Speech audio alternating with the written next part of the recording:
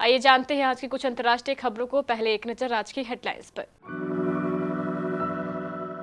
15 घंटे तक चली 9वें दौर की वार्ता, चीन को भारत का फिर दो टूक जवाब। एलएसी पर मई से पहले की स्थिति बहाल करे ड्रैगन। नीतीश कुमार ने लालू यादव के जल्द स्वस्थ होने की कामना की, पर फोन करने से किया इनकार। बर्फबारी के कारण जम्मू श्रीनगर हाईवे जाम, कई फ्लाइट्स कैंसिल। सीने पर हाथ लगने मात्र को यौन हमला नहीं माना जा सकता, बॉम्बे हाईकोर्ट ने पॉक्सो एक्ट के दोषी को दी राहत। दक्षिण चीन सागर में दाखिल हुए अमेरिकी युद्धक विमान, ताइवान को लेकर चीन के खिलाफ अमेरिकी तेवर सख्त। चीन के ब्रह्मपुत्र पर बांध बनाने से भारत से छिड़ सकती है पानी के लिए जंग।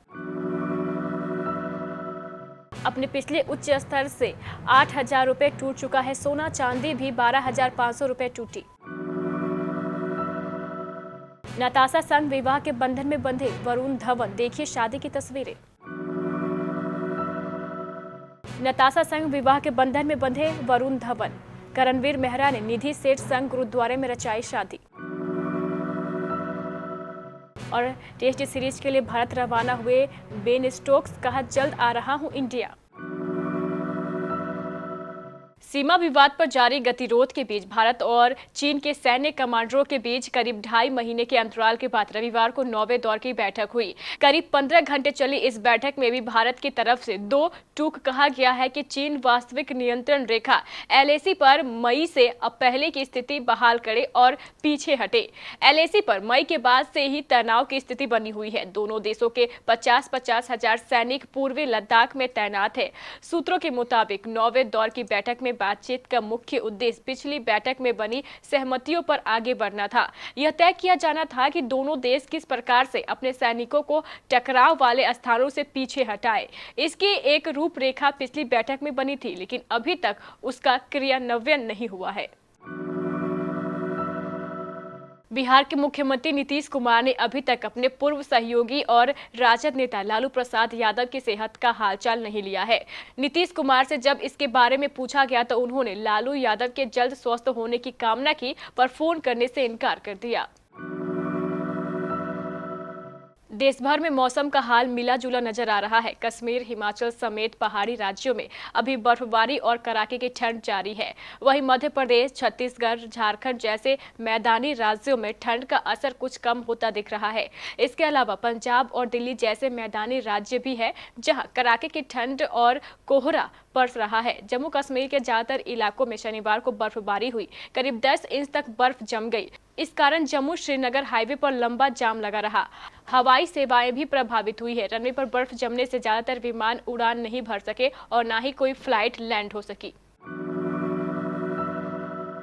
किसी नाबालिग लड़की के सीने पर हाथ लगाने को यौन हमला नहीं माना जा सकता।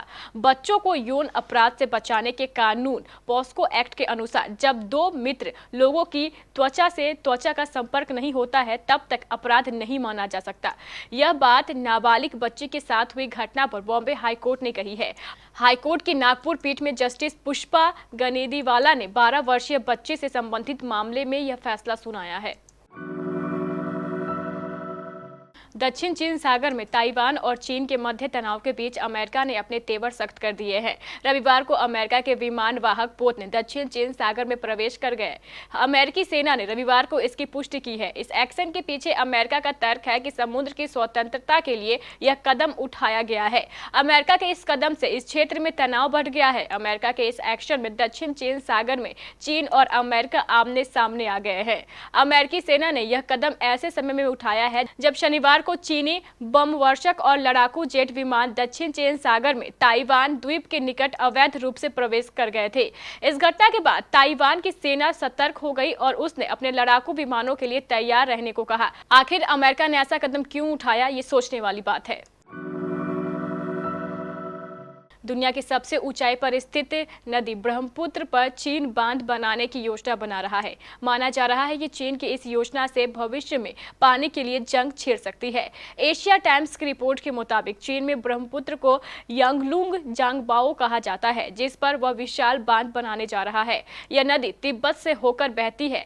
जब यह भारत में प्रवेश करती है तो इसे ब्रह्मपुत्र कहा जाता है। भारत और बांग्लादेश के साथ चीन के बंटवारे से संबंधित समझौता या चर्चा किए बिना ही चीन यांगलुंग जांगबाओ बांध की अपनी योजना पर अमल करने जा रहा है।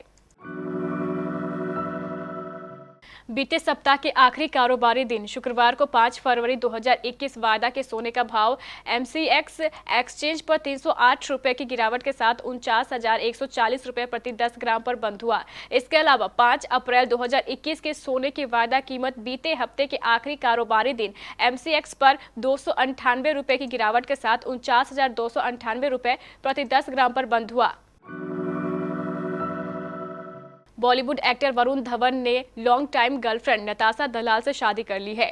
अलीबाग के beach resort the mention house में कपल ने 7 फेरे लिए।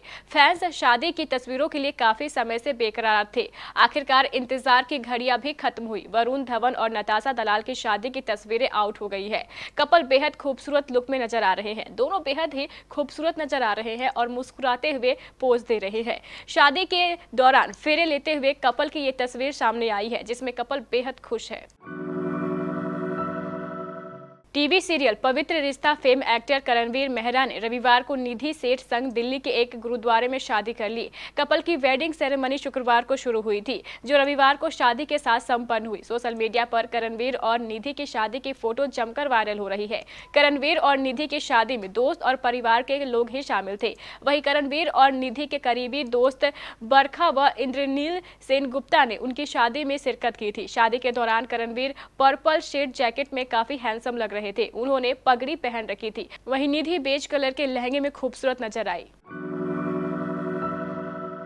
इंग्लैंड क्रिकेट टीम के star allrounder Ben Stokes Bharat दौरे के लिए रवाना हो चुके हैं, जिसकी जानकारी उन्होंने सोशल मीडिया पर फैंस के साथ शेयर की है। बता दें कि भारत और इंग्लैंड के बीच 5 फरवरी से 4 मैचों की हाई प्रोफाइल टेस्ट सीरीज खेली जाएगी।